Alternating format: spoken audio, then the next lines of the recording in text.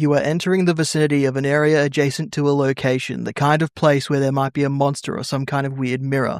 These are just examples. Prepare to enter the footy mailbag. My name is Damo. And I'm confused.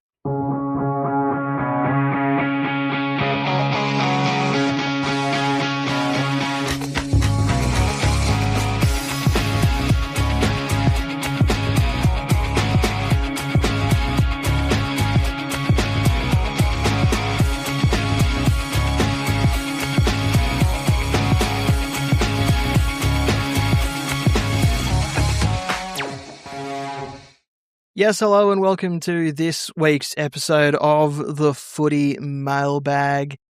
Clarky, how are you, my friend? Yeah. Yep. Yeah. Certainly another week in the books. That's what they're saying out there. Some Yeah. people are saying it was a whole week of football and that everything is fine. Certainly was a whole week of football. Finally, it was good to have it all back. Let's just jump straight into it. Clarky, what caught your eye this week? So what caught my eye was I had an earworm, Damo, that, when you're sitting at your desk sometimes or you're at work and your brain just sort of starts like bringing melodies to the forefront that you're like, I recognize this. Where is this from? And my trails led me back to the year 2000, the 2000 Ministry of Sound annual, which contains some of the biggest bangers that people around my age, I think, specifically remember. Maybe some younger EDM heads. And that's what really caught my eye this week, is just a little bit of a trip down memory lane through some of the finest catalogue of 2000s early dance and just understanding how it really influenced the modern scene. Such songs like Lady, Hear Me Tonight by Modjo, absolutely still bangs. You've got Silence, the Tiesto In Search of Sunrise remix. With vocals by Sarah McLachlan, I believe. Absolutely terrific. And that's before we even get to the era of Insomnia by Faithless. Just, so many great vocal IDs, Damo, and lots of great things to take your mind away from a terrible week in Supercoach. Wonderful. It was a strange week in Supercoach, and we'll get to the round that just went by in just a moment, but I've never really gotten into the Ministry of Sound. I've seen lots of people jump over it, and they're like this, and I know what the CDs look like and the logo there, but it never quite got me the way it did other people. So yeah, it's nice to see it resonating with you in that way. It's just something that I didn't quite get into. The Ministry of Sound itself is such an influential force in that sort of that early, like that trance dance, what we sort of refer to generically as EDM, but is obviously there's a lot more subtlety to it, depending on which kind of genres that, that early rave scene, because obviously Damo, it started off as a venue, a very well-known venue in the UK. And so what we kind of refer to when we think of the Ministry of Sound annuals here, like the chill out sessions, the annual, the Clubber's Guide to, which are these kind of collections and compilations that were mixed by the quote unquote like Ministry of Sound DJs, mixed together into sort of one continuous CD that you'd pop on. It'd be like a Saturday arvo. You've got like some family coming around, maybe having a barbecue, or you're just hanging out, and it'd just be in the background, just play through. But those early years, it was still really influenced into that sort of like trance techno scene, and it was a little bit less. These days, it feels a lot more the popular EDM is very much like based around melodic vocals in terms of like pop EDM, and this is kind of a little bit before that, where you have these. You can trigger any Gen X or any millennial, I feel like, by just hitting some of those melodies. If you just hum a few lines of it, there's something that's going to trigger off in their brain. So I get why people may not know about it, but for some reason it's something that's stuck very close in my head. My brother was a big raver when I was growing up. He was 18, going out all the time. I was just a wee lad. And then one day he had all the Ministry of Sound annuals. Like, it was like his big thing. And that's where I got that influence from. And that was fun to go back down there. And all this to say, I can't remember the last time I had a what caught my eye that was actually about football. So I'll throw you a bone just to wind down my rant to the end. Tim English, what the fuck's going on, bro? What are you doing? I think I think he's done this before as well. He will come back from an injury and then just kind of struggle to get back to where he was prior to injury. Like, it was a few years ago where I think he started the season with like 3 140s in a row and then got concussed and then never quite came back the same way. And we're seeing it with the injury that he got earlier in the year. He's struggling to get back up to the pace, and it makes you wonder about the Bulldogs' strength and conditioning department. Makes you wonder about their training regime. It makes you wonder whether they might have been better off getting him up to fitness and then putting him through a mini preseason before he returned. It felt like they rushed him in because he was really needed to get that midfield going that was getting dominated while he was out. But yeah, that, and they don't have anyone available to really replace him, right? And this is I mean, when you call to like the list management side of it as well. Like, what are they doing to have an in case of emergency? And they ended up putting, two green as heck ruckman. And this is to say, it's not any three of these players' faults, really. But it's just frustrating to sort of see him come back. He had an okay game and then another okay game, and then this one was just nothing was working. And it makes me really glad that they kept McAndrew. So now I'm running Grundy, McAndrew, and English, with one of the worst one will be on the bench. And it seems like they're all kind of taking dives in different capacities, but English has been the worst. They're all taking turns. What caught your eye this week, David? What caught my eye this week was there was a tweet from Mitch from Ball Boys Fantasy, and he's been slowly constructing a team of injured players or players who have been injured for periods of this season. And some of the names that are in this team, it makes you wonder if this year was an anomaly or if there's a pattern emerging due to the way the game is played now with these new rules. So the likes of Nazai Wanganeen-Malera, he missed about a month in the middle of the season. Connor Rosie's obviously out for the whole season. Dane Zorko, he's been missing for a bit over a month.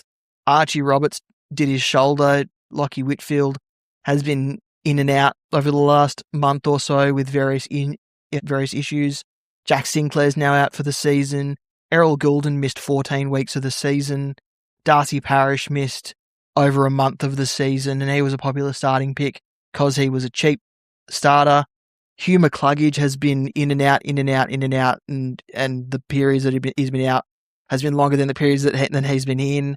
Jai Caldwell has been kind of in and out. People have been looking at him as a cheaper option, but I don't think they're even thinking about it anymore. Brodie Grundy, he's been rested. He's had people come in with him. There's chances that he gets rested again on the run home. Tim English, we just spoke about. Sam Flanders is out for the season. Christian Petrarca missed 6 weeks or thereabouts with a hamstring injury. Brent Daniels has missed a few weeks and is now missing more weeks. Connor Butterick's out for the rest of the season almost. And Devon Robertson, who was a popular starting rookie, did his knee. So it's like you put all those names together, and if you're someone who started all these players, there's a world of hell. It's a world of hell. And I think I started most of them, David. Yeah, I think the only one I didn't have was Nasiah. And yeah, it's like, are we going is this the sort of treatment that all of our teams are going to get every year with this, with these massive injuries because of the way the game is played now? And if so, it's going to be hard to hold on to people's attentions. I think it won't be as bad. I don't think it'll get worse. Mostly because we've got to put it into context of, if we're talking about rule changes affecting players, then this is just the first year of them. Players will naturally and in the future be conditioned and strengthened to play this type of football consistently. So don't think it's something that we should be concerned about for the long term, although it is. I don't think coincidence and correlate equals correlation here. But also, I don't think we can say with certainty that the changes to how football's being played now is not the cause of an increase in injuries. But yeah, it's been a lot, right? It's felt like a lot more to the relevant players anyway. Yeah, absolutely. Clarkie, it was a high scoring round. The top team scored at 28.56. And unfortunately, because it was such a high scoring round, 2,500 points saw some people lose rank. I've never seen a round where scoring 2,500 would make you lose rank. It's really upsetting that this is the case because I thought I was doing okay and I had put together an okay week. And then next thing I know, I see people in all of my group chats saying like, oh, I've got 26, oh, I've got 25. And I love you all, and in the various group chat. Oh, you know what? I'll say it. We're in a group chat with the boys over at Between the Arcs, and some of them had some killer scores. And as much as I love them, I also wanted to say, go fuck yourself, respectfully.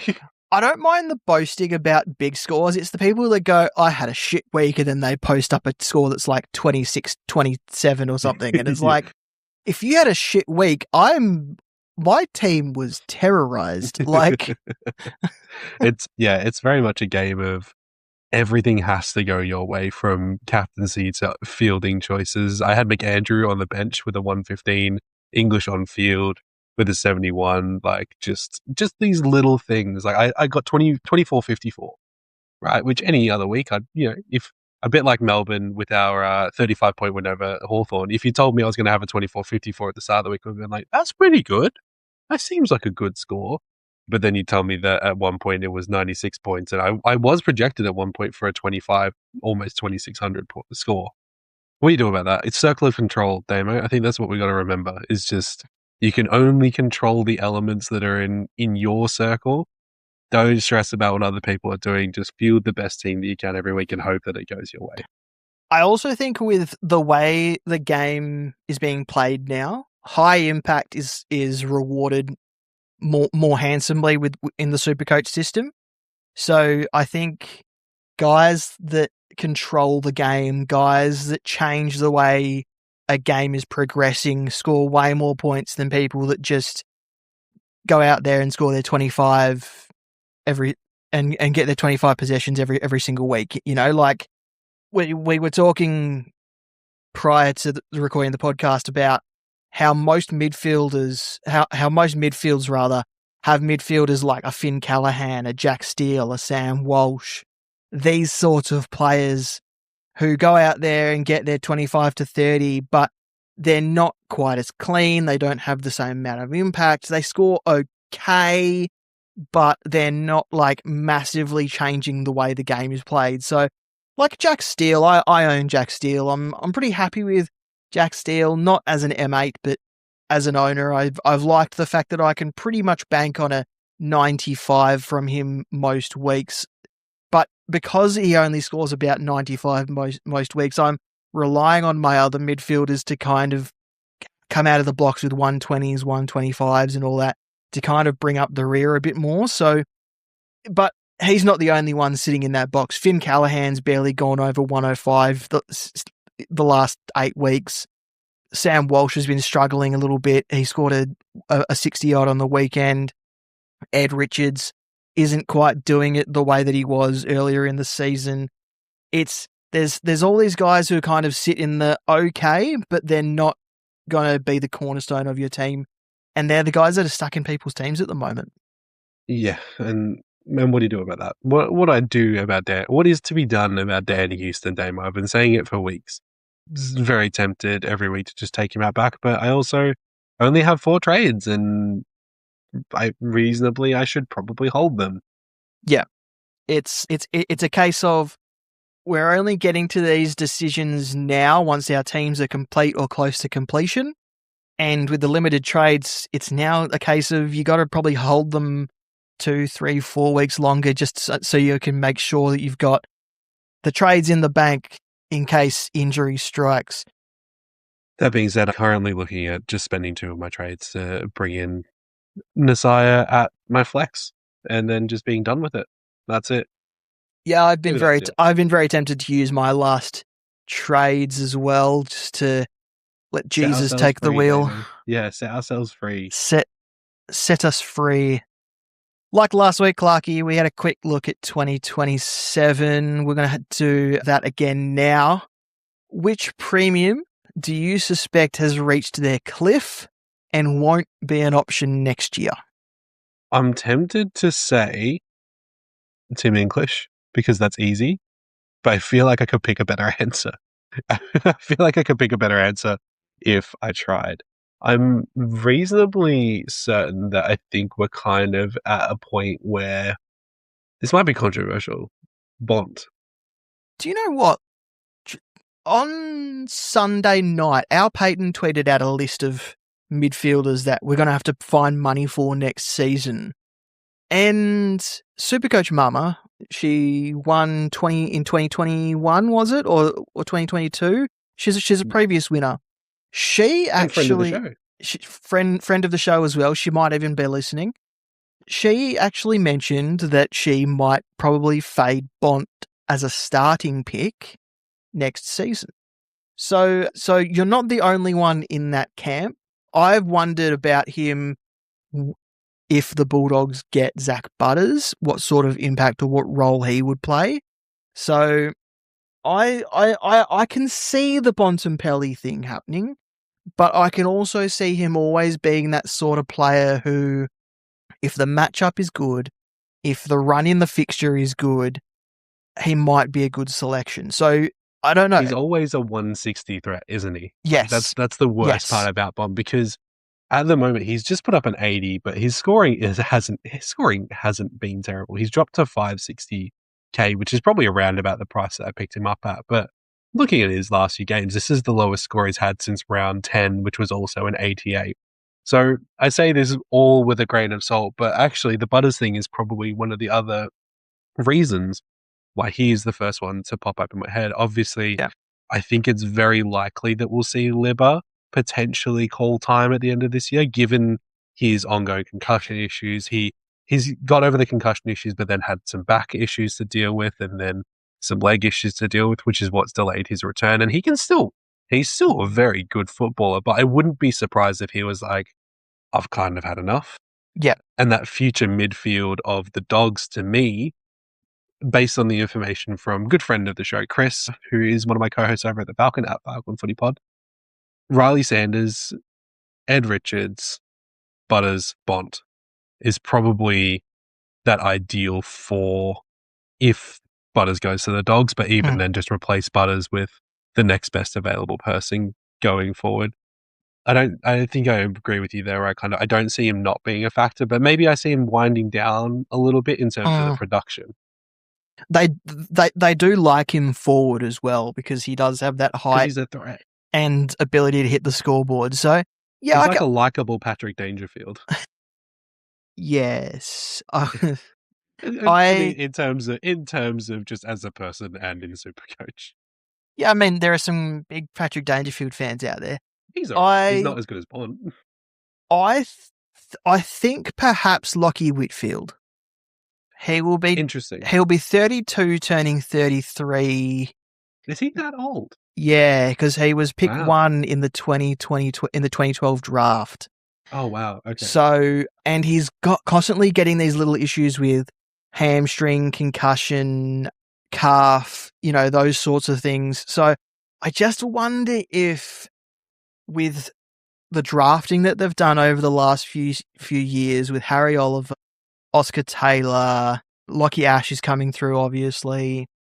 They've just had Riley Hamilton debut, different end to the ground, but can play at both ends from what I've been told. Is there a chance that Lockie Whitfield, like Bont, gets phased out of being one of the main fulcrums of their defence?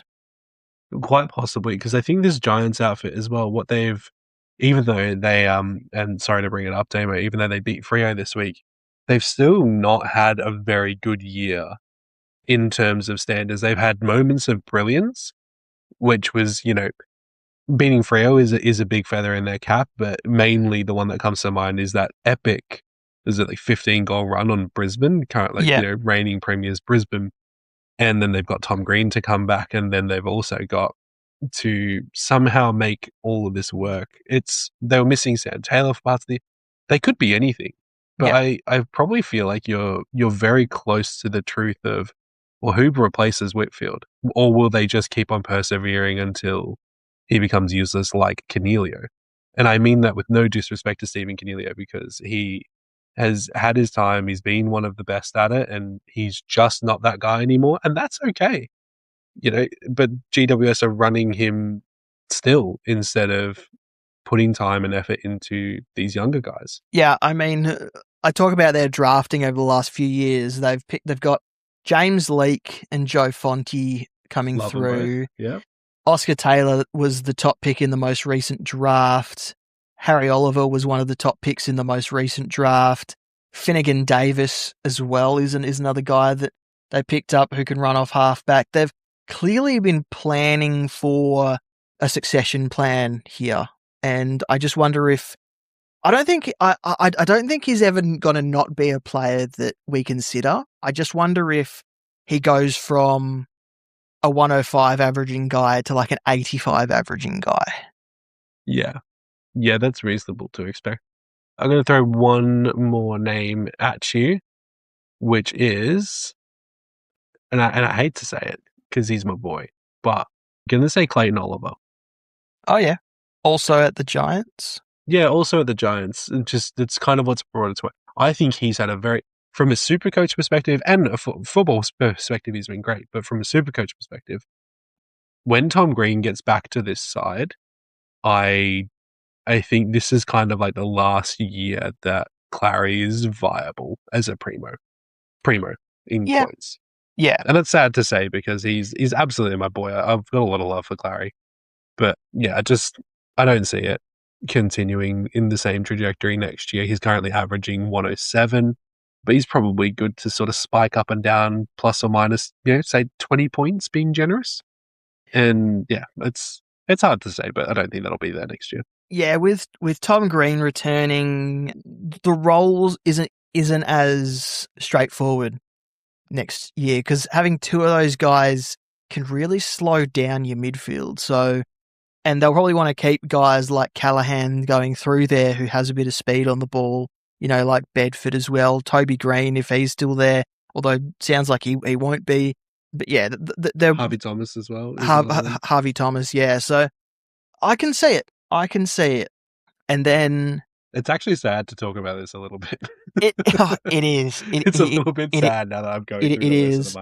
There's and one other name, and some people might argue that his cliff has already come, but Lachie Neale, depending on where he ends up next season, I wouldn't be surprised if he's someone who we can no longer really select.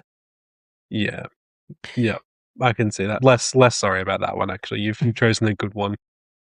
Get fucked. Let's move on to some injury and suspension news. Lachie Whitfield will miss this week in concussion protocols. Hayden Young is out with a groin complaint. Tom De Koning has started running and is back training, and he's about 2 weeks away. Jack Ross is back in concussion protocols again. Hugh McCluggage and Dane Zorko are set to return for Brisbane. Wayne Miller is a test with that hamstring, and Archie Roberts is a test with that shoulder. Hey, he's back, baby. Yeah. Just in time to take points away from Sam Durham. Just quickly on the Tom De Koning being 2 weeks away. Rowan Marshall, great pick if you picked him up last week. Completely dominated, looked fantastic against Essendon. He'll probably do okay this week against Sweet. I can't remember who St Kilda have next week. Probably do okay then. I hate being one of these guys because I call them out a lot, but when he starts going back down to 70s and 80s when Tom De Koning returns in 3 weeks' time, I can't wait to see the melts on social media.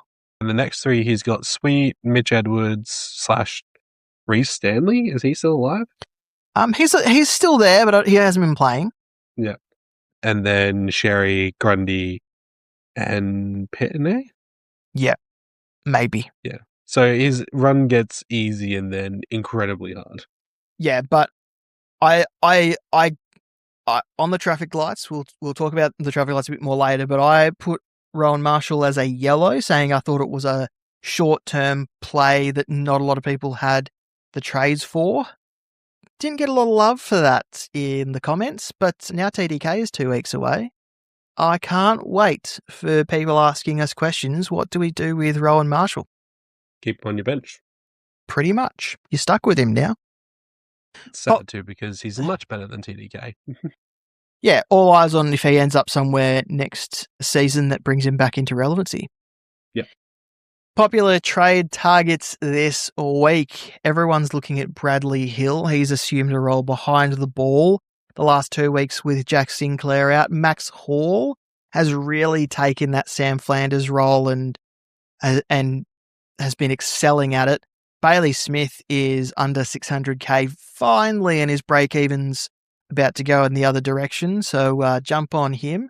Luke Parker down in defence, and Bailey Dale as well. So those guys are all popular this week. And if you're looking for a downgrade to make it work, Josh Goad has played 2 games for a 73 and an 80 odd. And Oliver Francouz played 1 game for West Coast as well and looked pretty good in that game as well. So if you want to go early on him, he's another option, a bit cheaper. Excellent. Love that.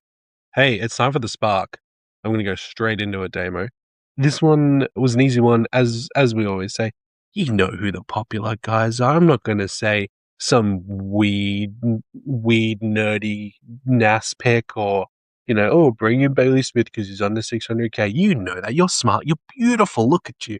Go look at a mirror and just see that wonderful person staring back. You don't need me to tell you that. What you need me to tell you is Will Ashcroft is on a fucking tear at the moment. I really like this pick. It's fun and dangerous. I've got Will Ashcroft penciled in as a starting pick for my 2027 team. He's great, right? I wonder what the tags may do to him without a Lockie Neal next to him next season, but I think he'll be okay. Depends on if Hugh McCluggage is doing anything. That's true. Being alive. That's true. But his last 3, just for the context for listeners who may not have it in front of them, his last 4, we'll say 86 against Gold Coast, okay, but not too bad. 151 against Richmond, 138 against Sydney, 118 against Geelong, and this week they're playing Essendon. And guess who they're playing the week after that? West Coast.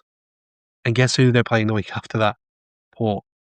You gotta say for a Brisbane that they're aggressively coming for finals in this back half of the year. They've been sleeping and they're awake now. They know they can smell the finals. They can smell it. And we know that Will Ashcroft loves being in form for the finals. He loves a final. He loves a premiership. He loves a final. Loves a Norm Smith, that boy. Yeah, go do it. 548k. It's a bit of a shot in the dark, but if you want someone to be a bit different, to be a bit nice, 7.5% ownership at the moment, so not super low. That's actually a lot higher than I thought when I looked at it. Do it. Why not? Who else are you going to pick? Sam Durham? Don't do it. We told you last week, don't do it. That's what they want you to think. Big football wants you to think that Sam Durham is the pick, but Will Ashcroft is the real pick. All right, Clarky, let's head out and go to the ranch for some listener questions. Very good. Just a reminder, a link to the question form is on our website or comment on our social media. We need your questions by 8 p.m. on Wednesdays, or you can send us a voice memo. The link to that is also on our website. But we need them by 8 p.m. on Tuesdays just so they can be queued up and all ready for us to listen to on a Wednesday when we record. That's right. Let us put a voice to that beautiful brain. First question comes from... Oh, hello. Comes from Mrs. Clarkey. Okay, good. That's right. I won't answer this because she clearly doesn't want my advice. Love you. She says, what the hell am I going to do with my team this week? 6 trades left, 83k in the bank. So I've sourced an image of your team, Mrs. Clarkey. Your defense is fairly settled. I will say you're missing probably one of the bigger names there, but it's pretty good for now. Midfield's complete. Ruck line is complete. You're pretty well set in your flex as well. So I recommend using your F6 as like a pseudo flex kind of thing. Get a guy who can go big on their day. And you've got lots of options. You'll probably need to use 2 trades for this specific move, but Darcy Fogarty at Adelaide has a nice run. You got to sit through a couple of games where he might have a hard matchup, but 121 against West Coast on the weekend, comes up against Gold Coast this week, then Sydney the week after, which is one of the games you will have to sit through. But after that, he's got a pretty good run for key forwards, and you could see some nice spike scores from him. So he's the one who I would sit at F6, and you're going to be using that F6 as like a pseudo sort of flex because you've got Gawn, you've got Grundy, and you've got Jackson. They should cover you for pretty good scores on the run home, and then you've got your F6 and D6 fighting it out for that 22nd spot in your scoring total each week. So that's what I would do, Mrs. Clarkey. Yep. No notes on that one. I think, the biggest issue with your team is that you've used the flex spot to bring in a primo. So we essentially consider your F6, which is currently Padaski, for context for listeners at home. Currently Padaski, so somewhat dead, and your bench is also somewhat dead. Bring in any rookie that's playing, you're probably a Franco through some DPP magic, and bring in a guy that's fun.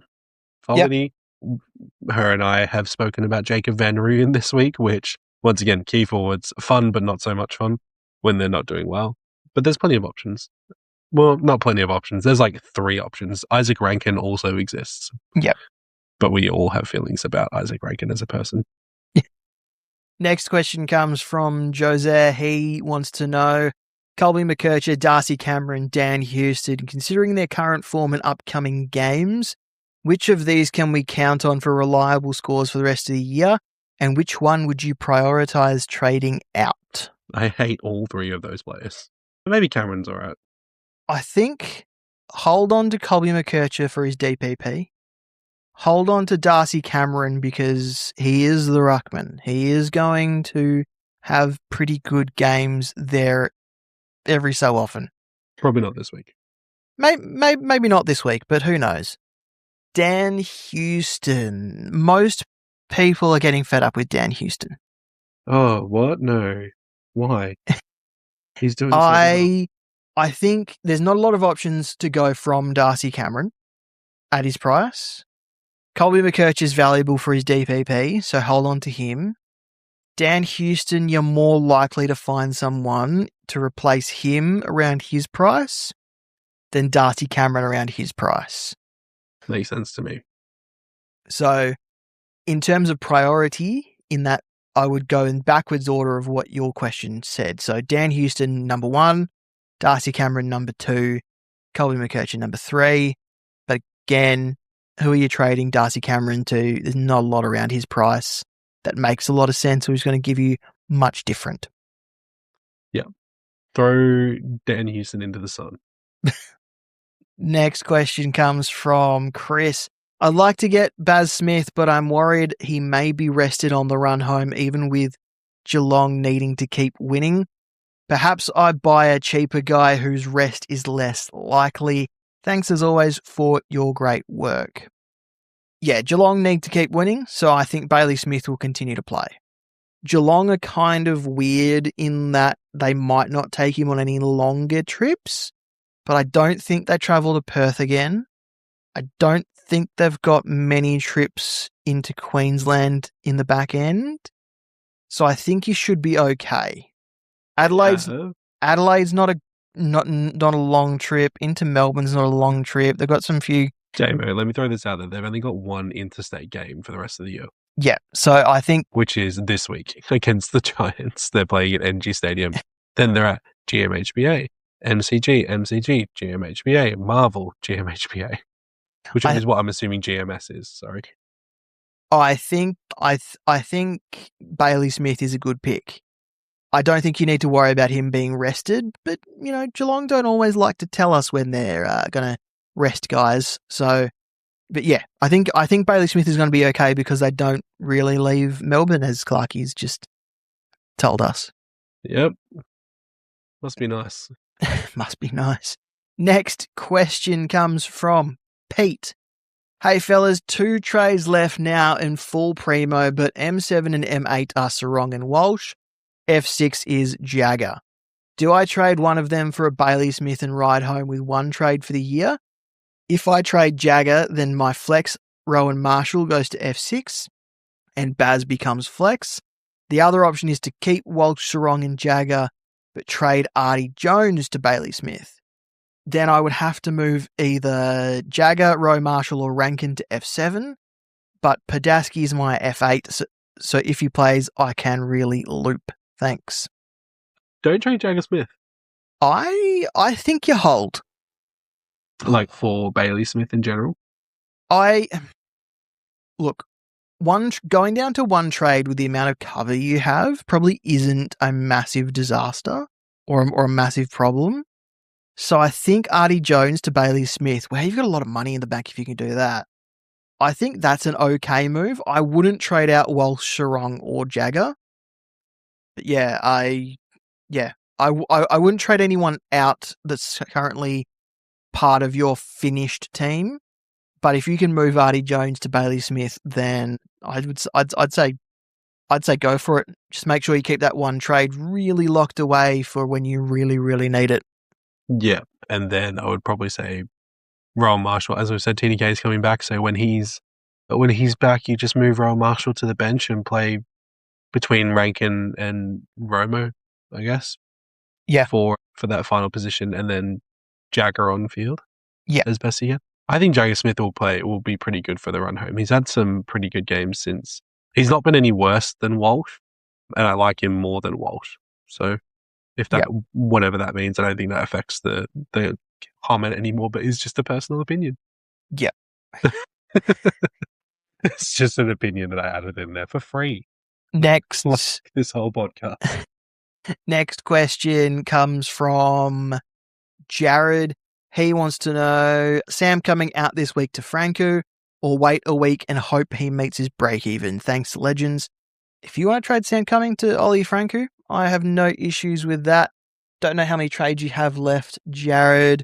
I couldn't even tell you what Cummings break even is, but 70. Yeah. If you want to do that move now, then absolutely go for it.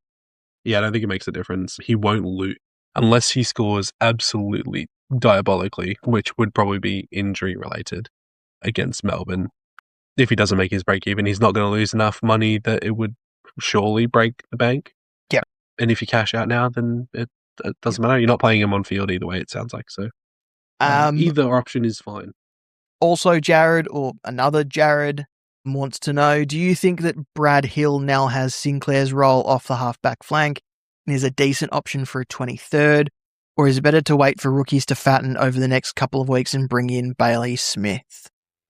But it looks like Brad Hill does have the Sinclair role. Last 2 weeks, Brad Hill has scored.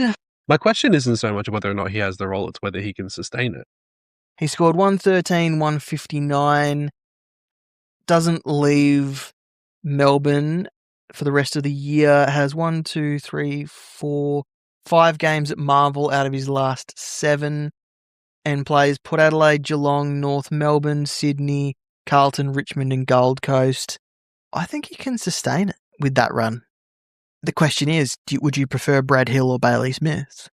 And if you wait for Bailey Smith, does that leave your run too late to move yourself up the rankings? Because we've only got 7 weeks left. Yeah, but what if Brad Hill explodes for a McCann being old? Hey, it's the risk you got to take. I think wait for Bailey Smith personally.